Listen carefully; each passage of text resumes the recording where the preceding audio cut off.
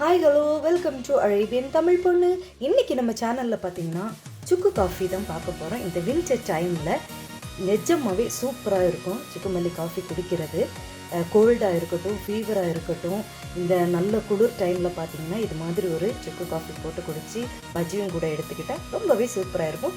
வாங்க எப்படி செய்கிறதுன்னு பார்க்கலாம். சுக்கு மல்லி காஃபி செய்கிறதுக்கு நான் இன்றைக்கி 2 கப் அளவுக்கு தான் செய்ய போகிறேன். இந்த சைஸில் நல்ல சுக்கு எடுத்துக்கோங்க. ஒரு 3 பீஸு, இந்த மாதிரி ஒரு 3 பீஸு சுக்கு, நல்லா காஞ்ச சுக்கு எடுத்துக்கோங்க. 1 ஸ்பூன் மல்லி எடுத்துக்கோங்க. ஒரு 2 ஸ்பூன் கற்கண்டு, பனங்கற்கண்டு எடுத்துக்கிட்டால் ரொம்ப நல்லாயிருக்கும். நான் சுகர் சேர்க்கல, அதுக்கு பதிலாக கற்கண்டு சேர்த்துக்க போகிறேன். 2 ஏலக்காய். இப்போ இதை லைட்டாக தட்டு உரலில் போட்டு கொஞ்சம் தட்டி எடுத்துக்கலாம். முதல்ல இந்த சுக்கை தட்டி எடுத்துடலாம். ரொம்ப நீங்கள் பவுட்ரு பண்ணணும்னு அவசியம் கிடையாது. லைட்டாக கொஞ்சம் க்ரஷ் பண்ணுற அளவுக்கு கொஞ்சம் உடச்சி தட்டி எடுத்தால் போதும். பார்த்தீங்களா, இந்த மாதிரி கொஞ்சம் தட்டி எடுத்தால் போதும்.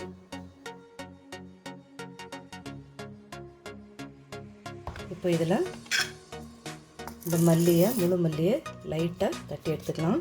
லைட்டாக ஒரு 2 உடையிற மாதிரி தட்டி எடுத்துக்கிட்டால் போதும். அப்போ கொஞ்சம் இதோட சாறு நல்லா இறங்கும், அதுக்கு தான் நம்ம தட்டி எடுத்துக்கிறோம்.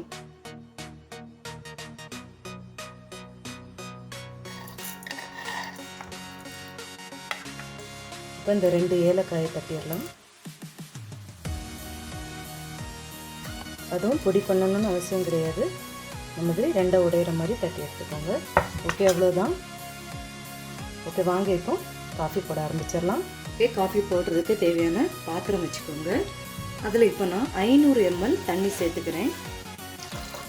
500 ml தண்ணி நல்லா கொதிக்கட்டும். தண்ணி நல்லா கொதிக்க ஆரம்பிச்சிச்சு. இப்போ நம்ம தட்டி எடுத்த சுக்கை ஃபஸ்ட்டு சேர்த்துடலாம் தண்ணியில். தட்டி எடுத்ததுக்கப்புறம் 2-2.5 ஸ்பூனாவது இருக்கணும் சுக்கு.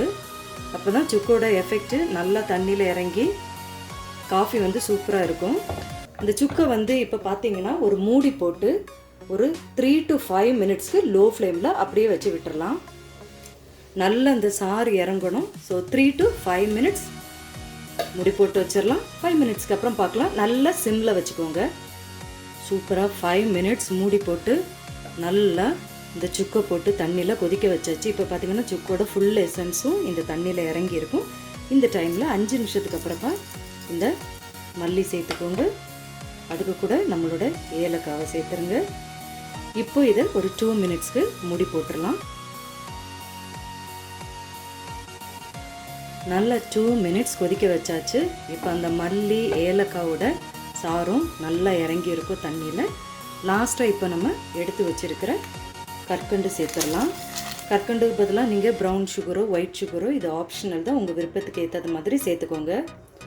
பட் நம்ம சுக்கு மல்லி காஃபி எடுக்கும்போது பார்த்திங்கன்னா இந்த மாதிரி கற்கண்டு போட்டு சேர்த்து எடுத்திங்கன்னா நமக்கு தொண்டை வலி, ஜலதோஷம், இந்த மாதிரி காய்ச்சல் எதுக்கு வேணாலும் இந்த சுக்கு காஃபி நல்லா இருக்கும். மேக்ஸிமம் சுகர் ஆட் பண்ணாமல் இந்த மாதிரி கற்கண்டில் சாப்பிடுங்க. தொண்டைக்கு ரொம்ப நல்லது.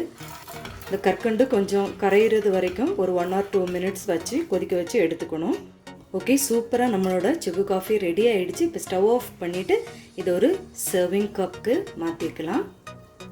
சூப்பரான நம்மளோட சுக்கு காஃபி ரெடி ஆகிடுச்சு. இப்போ இதை நல்லா ஃபில்ட்ரு பண்ணி சர்விங் கப்பில் மாற்றிட்டு குடிக்க வேண்டியதுதான்.